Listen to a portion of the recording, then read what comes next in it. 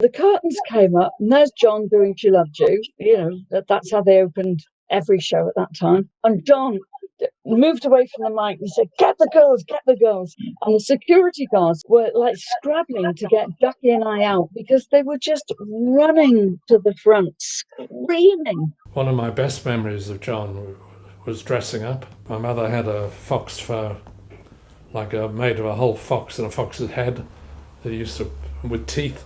And we walked down 100 yards or so down the street and joined the bus queue. So he said, well, how about if I come in disguise? So I went to the hotel, and suddenly in the door of this hotel appeared this kind of lunatic, actually, with a gigantic hat and a silly beard and an extremely dirty Macintosh. So John and I were hiding in a closet so that nobody would know we were there, and we had to stay in the closet for about an hour because we weren't talking. We had the voices outside and whatnot. The Cavern was a jazz club, only one exit. And the exit, you had to go right the way through the crowd and then up the stairs. So if they didn't like what you were playing, you were running the gauntlet, literally, right? So I started arguing with John and said, John, you can't play whatever this rock and roll number was. You know, they're not going to exactly love you for it, you know? So I had John stand right behind me while I was sitting at the keyboard.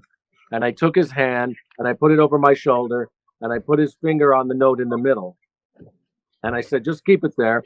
And I'll tell you, you know, when I nudge you, I'll tell you when to move it up one. When we were at Elvis Presley's house, when the Beatles were having a tough time connecting, when they started to connect, the only thing that they seemed to have in common was the movie Doctor Strangelove. I said, John, I really am sorry. I didn't say that. I didn't say you were going bored. I was just acting. I said, John, they took me out of context. He said, don't tell me about effing context. Look what happened to me.